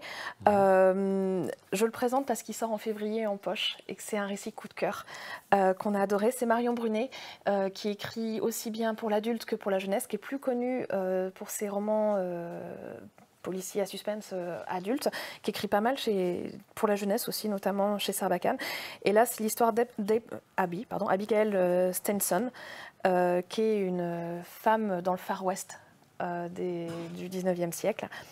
Être une femme au 19e siècle, c'est pas facile. Dans le Far West, c'est encore plus dur. Et le récit est narré par un jeune otage qu'elle va prendre, qui a 16 ans, qui est Gareth, et qui, lui, est pris en otage au départ, qui est le fils d'un pasteur très sévère et maltraitant. Et qui va découvrir toute une vie, lui qui n'avait jamais quitté sa ferme et qui suivait les paroles de son père, va découvrir toute une vie avec cette femme qui est vraiment sans foi ni loi, mais qui en fait a une loi et qui est celle du cœur. Je ne peux pas raconter non plus trop le livre parce que c'est fort en émotion, il y a une fin assez inattendue. Voilà, c'est un de nos premiers grands succès dans le young adult en français. On ouvre de plus en plus, on a d'autres titres qui arrivent. On a sorti le Caril Ferré, qui est aux sélections aussi des pépites. Non, pardon, pas le Caril Ferré, le Guillaume Guéraud. Rien ne nous appartient, qui est aussi dans les sélections cette année pour les pépites. C'est des titres qui sont effectivement moins demandés parfois par les lecteurs, mais qui nous tiennent vraiment à cœur parce que c'est des voix toujours très fortes. Voilà, pour dire que on a à cœur aussi, voilà, de soutenir la grande création française, pas la petite, la grande. Voilà. Et pour conclure, La guerre des clans d'Erin Hunter. Oui, donc là, c'était un recueil de nouvelles cette fois-ci. Nouvelles inédites. Alors, je ne pouvais pas passer à côté de La guerre des clans, puisque ça fait plus de 20 ans. Ça fait 18 ans, non 17 ans, 18 ans, que PKJ publie ça. Les parents le connaissent. On a plus d'une 40aine de tomes, ce qui prend beaucoup de place dans les bibliothèques. Les libraires aussi nous connaissent. La guerre des clans, c'est une superbe initiation. Attention, le mot magique, à la fantaisie pour les plus jeunes. On va suivre des clans de chats. Le premier, c'est un chat domestique qui va retourner à l'état sauvage. Et je vous passe toutes les aventures, mais on a plusieurs cycles. On est à 6 cycles de 6 tomes, plus des hors-séries. On sort les poches, bien évidemment, parce qu'on ne peut pas faire que des grands formats sur ça. Mais ce qui est étonnant, c'est de voir à quel point les enfants, je dis bien les enfants parce que c'est à partir de 9-10 ans, 10 ans plus, à quel point ils accrochent et ils connaissent même mieux la série que nous. C'est-à-dire que Erin Hunter, c'est une série d'autrices, ils ne sont pas dupes, les lecteurs le savent très bien. Certaines des autrices en sont même parfois à appeler leurs fans pour savoir ce qui s'était dit dans tel tome, parce qu'ils sont tellement à fond dedans et ils dévorent ça à une vitesse. Vraiment, c'est comme du Game of Thrones avec des chats, en fait. Et les enfants sont accros à ça et demandent la suite. Je vous présente celui-là parce que c'est des petites nouvelles. C'est un bon moyen d'accès. C'est des nouvelles qui sont assez courtes, qu'on sort en poche et qui permettent de se donner une idée de l'univers de la guerre des clans avant d'entrer dans toute la saga. Et c'est un prix assez avantageux aussi pour découvrir. Voilà. Très bien. Merci pour ces belles présentations. Alors, on a reçu d'autres questions entre-temps. J'ai notamment plusieurs questions pour vous, Maëlle Allan. On vous demande en particulier si vous comptez faire un autre pop-up des petites poules, comme c'était le cas en 2019. On aurait adoré. C'est pas en projet pour le moment. On développe beaucoup de choses avec les petites poules. Notamment, on a un partenariat sur les méthodes d'éducation scolaire avec Bordas, qui est très apprécié. On a développé un petit jeu avec Dragon d'Or, un jeu des petites poules, qui est un jeu de loi, mais version petite poule. Pour le moment, le pop-up, non, pour des raisons de création, notamment, puisque les pop-up se font en Asie. Et toute l'ingénierie papier est très compliquée à développer. Les petites poules, c'est la seule série d'albums qu'on a pour l'instant. On n'est pas spécialisé du tout en albums. On laisse vraiment à des gens qui le font très très bien. On aurait aimé, mais non pas pour l'instant. On en a longtemps parlé. Ça viendra peut-être un jour. Très bien, très bien. Une question pour toujours rapport à la lecture, à l'âge des lecteurs. À quelle tranche d'âge s'adresse le roman Néo ? Enfin, les romans Néo. C'est compliqué, même qu'il y ait une vraie réponse que tout à l'heure. Pour le premier, il est quand même assez, il est quand même assez épais. Moi, je dirais des bons lecteurs à partir de 11 ans. Et après chaque tome, les héros grandissent de 2 ans. Donc le dernier qui sort en juin, les héros ont 18 ans. C'est un peu comme Harry Potter en fait, où chaque tome correspond à une année à l'école. Là, les héros grandissent. Les tomes s'épaississent un peu aussi. Bon lecteur à partir de 10-11 ans. Plutôt collège, plutôt 12 ans, puisqu'en plus il y a beaucoup de thématiques qui sont utilisées sur vraiment les civilisations et tout ça. Donc voilà, ouais. Très bien. Et adultes, bien sûr. Faites-vous plaisir. Très bien. Il y a une question très simple. Il y a un auditeur ou un spectateur qui aimerait savoir s'il y aura un jour une fin à la guerre des clans. Parce qu'il y a beaucoup de volumes. Alors, il y a une fin à chaque cycle. Ouais. Voilà, on peut s'arrêter à la fin d'un cycle. On n'est pas obligé de continuer. C'est une bonne question, je ne sais pas. Je ne peux pas répondre parce que je ne sais pas, simplement. Les chats sont nombreux, ils ont tous beaucoup d'aventures. Là, c'est pareil, on est sur des lecteurs qui le prescrivent.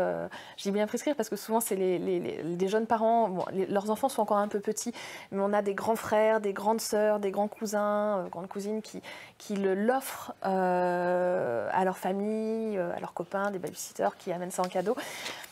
Pour l'instant, je n'ai pas de réponse. Donc, pas pour l'instant. Il faudra continuer à suivre. On a juste un cycle 7 qui arrive l'année prochaine. Voilà. Donc un nouveau cycle. Un nouveau cycle qui arrive. Donc, a priori, c'est pas pour l'instant la fin. C'est pas fini, c'est pas près d'être fini. D'accord. Ok, j'ai une question globale pour l'ensemble d'entre vous. Les documentaires jeunesse sont de plus en plus originaux et attrayants. Comment les valorisez-vous ? Alors, sur les documentaires, je ne sais pas Je peux peut-être prendre la parole. En effet, ils sont de plus en plus innovants. Nous, on essaye par exemple on considère qu'on a un public en quête de matérialité et que c'est important d'avoir de beaux objets, de faire aussi une éducation au beau, à l'image, en valorisant vraiment des illustrateurs de création, des artistes à part entière. Et en effet, on essaye soit de faire du très beau livre, de mélanger aussi, de mélanger aussi les genres, que ce soit de l'album documentaire, donc d'utiliser de la narration pour emmener les lecteurs à la découverte de quelque chose, d'un sujet, ou aussi on a développé de plus en plus des ouvrages à la frontière du livre d'activité et du documentaire, des sortes de livres dont vous êtes le héros. Je pense ici là, aux fantastiques aventures des montagnes gelées ou de la jungle sauvage, ou encore à notre série 24 heures dans la peau du docteur, 24 heures dans la peau de l'archéologue, voilà, où on apprend tout un tas de choses en étant très immergé, le lecteur est immergé dans le récit. Il lui arrive des tas de choses et en même temps il découvre, pour débloquer les différentes énigmes, des informations sur les métiers ou les univers en question. Très bien. Est-ce que quelqu'un d'autre souhaite commenter cette question des documentaires? Peut-être ajouter les documentaires engagés aussi, sur des sujets de société qui sont de plus en plus traités par le documentaire jeunesse sous plein de formes différentes. C'est vrai. Nous, on a fait Les combattants, on a fait 10 et célèbres, on a fait Je suis qui, je suis quoi, qui était le premier guide pour les collégiens sur l'identité sexuelle. Il y a plein, on a fait Prenez le pouvoir les filles. Enfin, il y a plein de sujets aujourd'hui, du changement climatique au conflit, au féminisme, à tout. Enfin, le documentaire jeunesse s'empare de tous ces sujets de société. Le roman peut le faire aussi. Mais le documentaire le fait en effet très bien, je pense. C'est vrai que nous, ça fait partie, pour les plus grands, les ados, ça fait partie de nos livres qui marchent le mieux quand il y a de l'engagement. Sachant que c'est rarement des ventes explosives au début, mais c'est des livres de fond. Enfin, je pense que c'est pareil pour vous. On a du mal à les mettre massivement en place, même s'ils sont magnifiques. Nous, on a cette collection très belle de Animalium, Botanicum. Là, on sort Fungarium. Les mises en place ont du mal à dépasser 3000, ce qui n'est pas grand-chose, mais on les réimprime très régulièrement et ça finit par être des vrais long-sellers, beaucoup plus que de l'album, on va dire, ou de la petite enfance, par exemple, qui ont plus de mal à créer du fond. Le documentaire permet vraiment de créer du fond. Et en plus, en pratique, moi, ce que je constate en pratique à la librairie, c'est que les parents, même s'il y a un exposé ou quoi que ce soit, ils vont venir chercher du livre. Ils ne vont pas nécessairement aller tout de suite sur Internet chercher les informations. Ils vont chercher du livre. Bon, après, ça nous fait des demandes un peu particulières, parce qu'un livre complet sur l'étoile de mer, j'ai pas encore trouvé. Hein. Mais tout l'intérêt, en effet, d'avoir des beaux livres qui se gardent, qui se transmettent. Complètement. Plutôt pour faire aussi concurrence à tout ce qu'on peut trouver sur Internet. Ah oui, et comment le côté spectaculaire, le côté un peu effet waouh des documentaires fait que les enfants, moi je les vois à la librairie, même tout petits, sont très sensibles aux illustrations et tout ça, et veulent des collections qui techniquement ne seraient pas pour eux, pour leur âge, mais rien que pour les illustrations.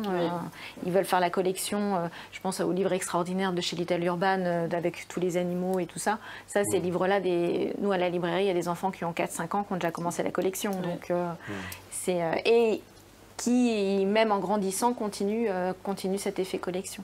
Donc, très bien. Alors, les documentaires, c'est vrai que ce sont aussi en plus des formats qui sont souvent assez chers à produire. Il y a une question de Béatrice qui nous regarde et qui demande, compte tenu de la crise actuelle et de la hausse des coûts de fabrication, comment voyez-vous l'évolution de l'offre de livres jeunesse qui nécessite souvent des productions complexes, chères et à l'étranger? Donc ça ne concerne pas que les documentaires, ça concerne l'ensemble de la production. Là, moi, je peux parler juste au niveau des libraires et libraires, du côté du libraire. Oui. C'est vrai qu'en ce moment, les prix augmentent chez beaucoup, de partout. On a même mis une petite affiche pour dire que le prix qui était indiqué au dos, souvent maintenant n'était plus juste. Et c'est vrai qu'on fait de la pédagogie avec nos clients, ils le comprennent. Après, là où ils en auraient peut-être pris 3, ils n'en prennent plus que 2. Les pratiques évoluent un petit peu aussi à ce niveau-là. Et vous, en tant qu'éditrice, comment vous arbitrez à ce niveau-là, par exemple Angèle Cambronc? Alors, on commence effectivement à être un peu obligé d'impacter parfois le prix du livre, mais on essaie de le faire en tout cas au seuil jeunesse de manière, c'est vraiment des petites augmentations, quoi, au maximum 1 euro quand on est vraiment obligé. Après, ce que je trouve intéressant, c'est que ça pose, comme souvent les contraintes peuvent être intéressantes, et donc on va aussi réfléchir, notamment pour les livres à système. Moi, je fais des livres à système avec Clotilde Perrin. Tout le monde se souvient de À l'intérieur des méchants, où c'est ces grands livres où il y avait beaucoup de systèmes, des tirettes, Bon, ça devient très compliqué de faire ces livres-là, mais du coup, de réfléchir avec la créatrice à qu'est-ce qu'on peut faire d'autre. Et il y a des systèmes très simples, comme des pages découpées qui font changer l'image, l'animent soudain. Voilà, je trouve que ça peut être aussi intéressant, cette contrainte. Ça oblige à réfléchir aussi un peu autrement pour faire des livres qui restent évidemment abordables, puisque le but, c'est que tout le monde puisse s'en saisir et que ça ne devienne pas non plus du luxe, évidemment. Très bien. Une question pour vous, Maëlle Allan. Avec la sortie du nouveau film Hunger Games, y aura-t-il un coffret spécial ou quelque chose en rapport avec cette sortie événement? Surprise. Bon. Très bien, très bien. Et une question de Laure. En librairie, les parents demandent beaucoup des livres où l'enfant peut découper pour les exposer. Alors, est-ce que vous en faites et qu'est-ce que vous en pensez? Question piège, visiblement. Il y a de moins en moins de consommables en édition jeunesse, non? Vous ne trouvez pas? Nous, on n'en fait pas du tout, en tout cas, mais... Aucune d'entre nous, je pense. D'accord. Ça veut dire faire du consommable. En papier, donc on peut le découper. Oui, c'est vrai, même si de base, il est a priori, ça ne se fait pas. C'est vrai le livre numérique. On imprime le livre numérique, on achète le livre numérique, parce qu'il y a ça aussi, on n'a pas beaucoup parlé du livre numérique, mais il y a toujours le livre numérique qui peut être disponible. Et souvent, les éditeurs, il y a beaucoup pour accompagner, il y a beaucoup pour vos albums, il y a des créations à côté, souvent pour accompagner les livres, il y a des choses formidables qui sont faites à côté sur les sites internet des éditeurs. Il y a beaucoup de ressources là à aller chercher, je pense, aussi, plutôt que de découper le livre. Et puis, après, moi, j'en ai eu un à la librairie il n'y a pas très longtemps qui est sorti, justement, où le principe, c'est de découper le livre et tout ça. Et tous les parents, oh, mais on découpe pas le livre! Alors, vous avez possibilité d'aller imprimer pour pouvoir découper si vous voulez. Mais si vous voulez découper le livre, vous pouvez. Il y a des pages spéciales qui sont prévues à la fin du livre et tout. Mais c'est sacrilège même moi, c'est sacrilège de découper. On découpe pas un livre, enfin. Des livres qui vont encourager l'enfant à produire. Je pense à quelqu'un comme Hervé Tullet, par exemple. Nous, on a ressorti la compilation des Faut pas confondre d'Hervé Tullet. Et Hervé Tullet, il a vraiment cette approche, quoi. L'enfant doit patouiller, découper, gribouiller. Et il encourage souvent les enfants à faire leurs propres créations au sein de ses livres ou à côté avec ses ateliers géants. Donc, bon, ça peut être aussi... Voilà, c'est aussi, et c'est dans cette idée de désacraliser le livre, justement. De se dire, voilà, marchons, il dit souvent, Hervé, on peut marcher dessus. Et j'aime bien cette idée, moi, de faire tomber un peu les livres des étagères. Et... C'est vrai que moi, je suis d'accord aussi. Enfin, c'est vraiment des sensibilités différentes. Moi, j'ai aucun problème à découper un livre. Et c'est vrai, quand on avait fait le grand livre des animaux, là, à très grand format, les gens disaient, mais vous ne faites pas des affiches? Je leur dis, mais non, je ne vais pas faire une affiche à 20 € avec un animal alors que vous en avez...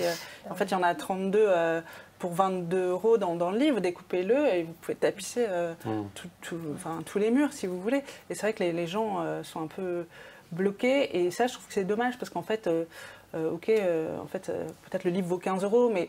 Je veux dire, on dépense 15 €, enfin pourquoi pas le découper s'il y a un exposé à faire, on dépense 15 € dans n'importe quelle bêtise au quotidien, donc ça reste quand même pas très cher relativement à beaucoup d'autres choses.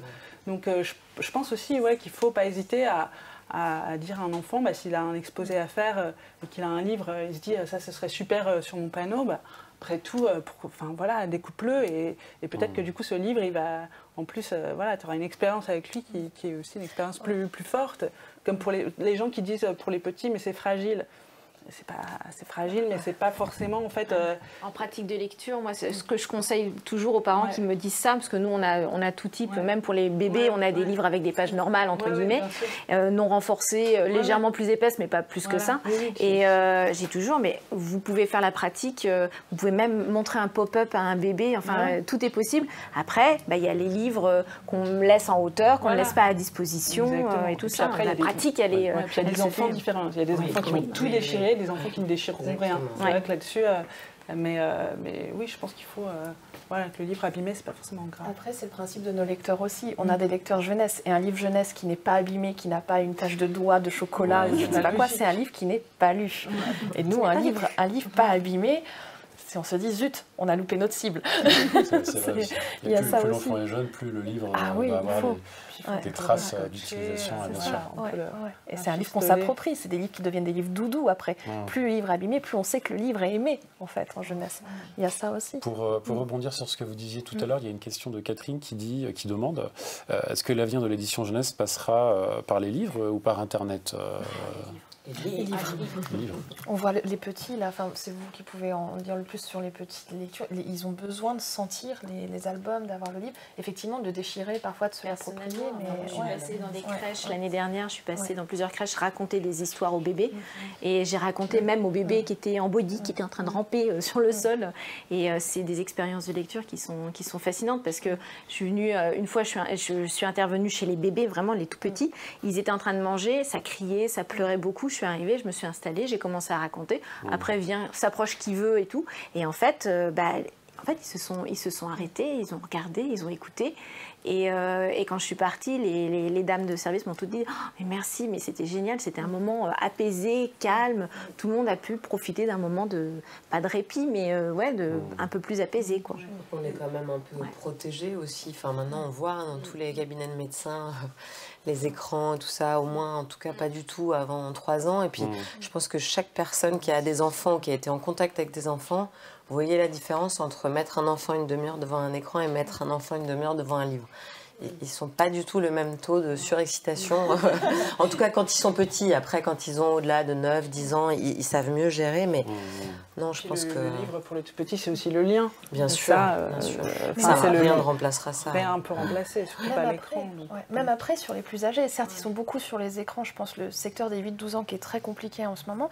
Ils sont beaucoup sur les écrans, mais les lecteurs de 8-12 ans, quand ils ont un livre, ils se réfugient dedans. On les voit dedans, ils sont dedans. On ne peut pas les en décoller. C'est pareil, finalement, on a tendance à oublier que les lecteurs de 9, moi j'ai une fille qui a presque 10 ans, on se dit c'est bon, elle sait lire, mais en fait ça reste un moment tellement important de lire un chapitre ou deux, on sait lire mais on continue à partager quelque chose avec l'adulte. En termes d'usage, jusqu'à quand la lecture conjointe avec le parent moi je dirais il n'y a pas d'âge. Toute la vie, je pense que moi je donne des cours à l'université et je leur lis des albums parfois et ces grands dadais qui ont 24 ans, ils disent ah oui, et ils écoutent avec un grand plaisir des livres qui sont pourtant normalement destinés à des enfants de 5 ans. Donc je pense que moi je rejoins aussi les mêmes quand on a des réunions de famille ou autres, je suis souvent la tata livre et je ramène les albums et je lis les albums et je vois souvent des adultes qui viennent s'asseoir derrière les enfants pour écouter. Les parents viennent s'asseoir pour écouter. Il n'y a pas d'âge pour et c'est même entre adultes de se lire un chapitre à l'un ou à l'autre, c'est toujours un plaisir. Ce que disait Céline tout à l'heure sur Homer in the City, qui est quelque chose qui est très sonore, qu'il faut entendre. Le plaisir de lire à voix haute aussi, c'est un partage, peu importe l'âge. Puis je pense aussi que tant que la production sera aussi variée, de qualité vivante, on va créer l'envie du livre. C'est aussi dans ce sens-là que ça marche. Mais même, moi, en tant que pratique à la librairie, je les vois arriver, les petits, ils arrivent, ils sont attachés dans la poussette. La première chose qu'ils font, ils s'agitent pour sortir. Et dès qu'ils sortent, pouf, ils vont direct prendre un livre, se poser. Et le livre, ils ont vraiment un rapport très tactile et très au livre. Ils en ont besoin. Ils ont compris que c'était porteur d'émotions, que c'était une histoire et que les livres étaient des objets porteurs d'émotions, qu'il y avait quelque chose, une émotion forte à chaque fois, que ce soit le documentaire, que ce soit le roman, même le roman young adult. C'est un autre univers. Et le livre, c'est la porte vers cet autre univers. Donc certes, on voit beaucoup de webtoons aujourd'hui notamment qui arrivent, mais même là, les webtoons passent, y compris en France, en papier. C'est pour dire à quel point notre... Retrouver les univers dans le fond de son lit, tranquille. Ouais, c'est ça. Ça, c'est une spécificité du marché français par rapport au marché coréen qui a une pratique différente. Hein, je connais pas trop l'univers des webtoons, j'avoue, mais j'ai l'impression. Hein. Enfin, je connais pas, j'ai pas les chiffres en détail, mais oui, il y a plein de pays d'Asie où en effet, le livre papier, c'est même plus un sujet. Je pense que nous, on est encore, c'est très culturel et on est très attachés. Il y a la dimension culturelle qui compte. Et puis c'est très soutenu. Mais du coup, c'est aussi ça qui stimule cette offre très riche et très pour que le livre reste objet de désir et, voilà, il faut que ça quelque reste, chose qui puisse faire envie en fait, parce que c'est la concurrence. Il faut que ça reste désirable. Donc, Très bien. Une dernière question avant de nous rapprocher tout doucement de la fin. En parlant de coûts de production, on voit fleurir beaucoup de rééditions collector, donc des cartonnés, notamment de romans. Est-ce qu'en ce contexte de crise dont vous parlez, on trouve un réel bénéfice financier et critique à cette pratique ? Donc pour les éditrices qui ont notamment présenté des collectors autour de cette table. Alors, nous, on n'est pas encore passé au cartonné, on va sûrement le faire et je pense que si c'est sur une offre appropriée, ça a du sens. Mais je pense que c'est pas non plus un passage obligé. Non. Il y a ceux qui font que l'édition cartonnée, ceux qui font la double édition, ceux qui ne font pas d'édition cartonnée, et ceux qui font du poche en parallèle. Enfin, c'est le royaume du multiformat qu'on retrouve dans d'autres secteurs du livre jeunesse. Mais, on voit sur certains romans, je pense à Victoria Schwab, que nous on va avoir la chance d'avoir en poche, mais qui est chez Lumen, où ils ont fait une édition collector. On voit peut-être aussi, justement c'est pour rattraper un lectorat qui a besoin de s'approprier le livre autrement, d'avoir un objet. On parlait de l'importance de l'objet livre, d'avoir, il y a quelques années, dans l'ancien temps, nous avions des vinyles, puis des CD, puis tout s'est dématérialisé pour le MP3 et on s'est rendu compte que le vinyle reprenait beaucoup de force et était très présent parce que les gens écoutaient de nouveau en vinyle pour avoir cet objet, ce bel objet. Il y a peut-être cet effet-là, je ne sais pas, c'est une question que je pose, il y a peut-être cet effet-là sur le livre, d'avoir pas simplement le livre de poche qui est très pratique budgétairement, mais d'avoir aussi le livre qui permet de se dire « Ah, celui-là, c'est vraiment mon bel objet, c'est ma belle porte, voilà, vers l'imaginaire. » Le principe de la collection. Et ben, de toute façon, après, quand on voit l'importance des couvertures de livres, qu'une couverture ratée, même si le livre est excellent, c'est dommage. Et on voit aussi le livre numérique e-book pas tellement décollé en fait, de rester à des niveaux en France qui sont assez modestes.